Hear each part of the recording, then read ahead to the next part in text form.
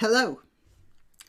I suppose most of you will have heard have at least heard of this clip that's going round in which a young woman speaking at her father's funeral calls him a racist, misogynistic, Trump-loving, cis white male. So it seems that this young woman is of mixed race and she's having a go at her father for being white. I mean, that's just to start off with. Woman trashes racist, Trump-loving dad at his funeral. And this came out originally in Libs of TikTok, God bless them. And here we have this, as it's reported in the New York Post. A woman has gone viral after sharing a video that seemingly shows them trashing their own father at his funeral. Them? A woman? I don't know. Anyway, branding him as a racist, misogynistic, xenophobic Donald Trump supporter. The shocking clip shared by self-described black supremacist. Okay, so it's all right for her to be a black supremacist. Not all right for her father to be a white supremacist. And I can't believe he was a white supremacist, given that he must have married a black woman, or at least been in a relationship so close that she knew exactly who he was and how he thought. The speaker, who has not disclosed their name, age, oh, for goodness sake, she's a she. They're destroying the language. You see, although they're apparently showing shock about this, they're still playing their game. The speaker, who has not disclosed her name, age or where she lives, was unapologetic about her harsh and hateful remarks, captioning the clip, "Friendly reminder that I don't give and will say what needs to be said every single time." Yeah, well, you could say what needs to be said. That didn't need to be said. It was a funeral. There were people there who must have liked that man. Oh, maybe they were just there to make sure he was really dead. But there were people there who must have liked him. And that was very hurtful, the way she was talking. And she didn't care. And this was at a time when people are most fragile. Her father doesn't mind. He's not there.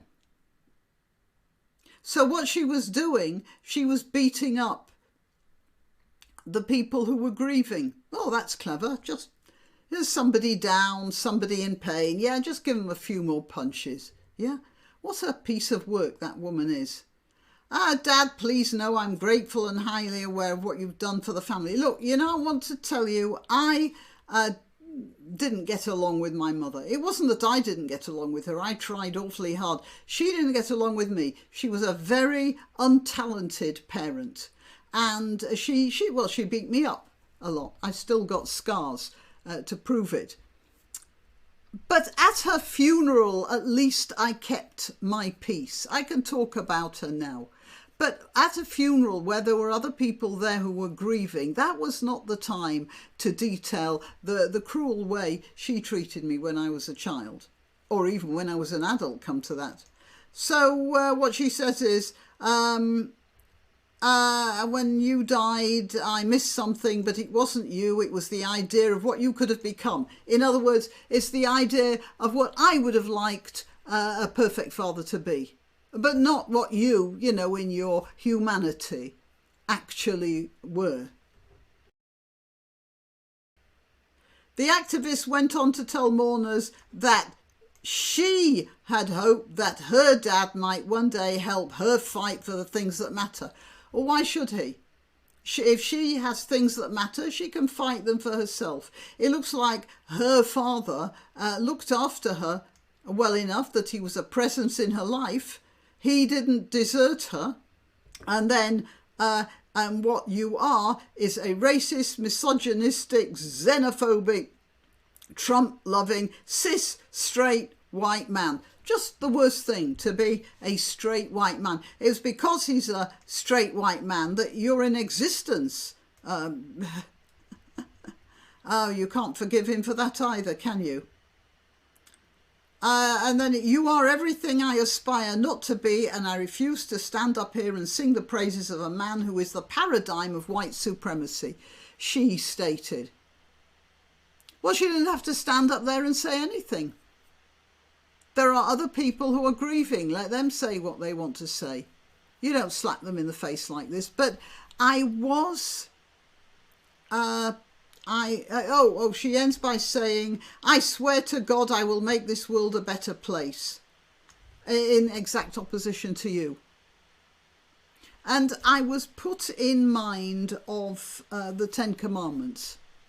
Now, fortunately, I had a very good Bible teacher at school, and I always did approach the Bible as illustrative stories. And the Ten Commandments leapt straight to my mind here.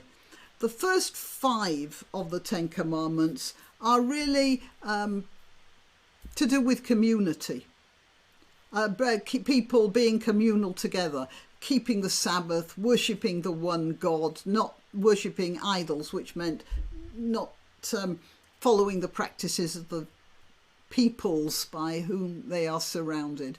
That's the first 5. And the second 5 are, don't kill, don't steal, that sort of thing. So let's stick to the first 5. The 5th one, the first one is to do with God. That's more important. And then the Sabbath, which is next to God. And then the third one, the fifth one, the third one. The 5th one is honour your father and your mother. Now, it doesn't say obey. And it doesn't say be servile to. It doesn't say concede to them all the time. It just says honour them. That's different. You can be disobedient and still honour somebody, can't you? But as well as saying that, it gives a reason. I don't know that there are many times in the Bible where God actually justifies what he's saying to whomever. But on this occasion, not many people know that there is a codicil to that rule, honour your father and your mother. And it's that your days might be long upon the land which the Lord your God has given you. What does that mean? By honouring your father and your mother, are you going to have, a long life looking after fields of gleaming corn? Well, obviously not quite. What is meant by honouring your father and your mother is honouring their reservoir of knowledge, their experience of life, and their representation of the history out of which you come. And what's being said here is, if you ditch your antecedents, you are also ditching your future. You will not make the world a better place by ditching your father in that way, by dissing him like that. You may, at different times in your life, you may say, I had a terrible father. It doesn't sound like she had a bad father. She never mentions him beating her up, does she? I'm not sure that he was all that bad. He just had different political opinions to her. But, so I am perfectly at ease with saying how terrible my mother was. But at the funeral, and in certain other occasions, I do not slap other people in the face, people who liked her and with whom she had good relationships. And, and without acknowledging that she did have some good qualities, even though personally between her and me, things weren't so good. She couldn't do that. She says, everything you do, I'll be better because I'll be in direct opposition to you. She is not going to have a long and happy, long life upon the land which the Lord her God has given her, because she is flying directly in the face of her entire universe. Well, half of it anyway. And unfortunately, that is a tendency of society generally, to diss the previous generation. Now, of course, young people have always been criticised for doing that. Who was it? Aristotle? Anyway, it was some Greek philosopher who talked about young people being disrespectful, sitting down and crossing their legs, wearing their outside clothes in the house, talking over their elders, that sort of thing. I mean, older people have always been shocked at the rude behaviour of their younger people, but there is a limit, and that's over the limit. Not because she was talking about how much she didn't like her father, but because she was talking about him at the funeral, where there were other people of her father's age who would have been hurt by that. And also saying she's going to do things in direct opposition to her father. That's not going to work too well. Her father built the world she's living in. And the world she's living in, well, gives her enough money to dye her hair pink. Okay, well, yeah, that's it. Unfortunately, the people in TikTok have said how stunning and brave she is. Yeah, have a go at a dead man in a funeral where nobody's going to jump up and slap your nasty little face. I'm not suggesting anyone should try doing that, by the way. Don't get the wrong idea. She's going to destroy herself. But there are lots of people egging her on. How sharper than a serpent's tooth is an ungrateful child. King Lear.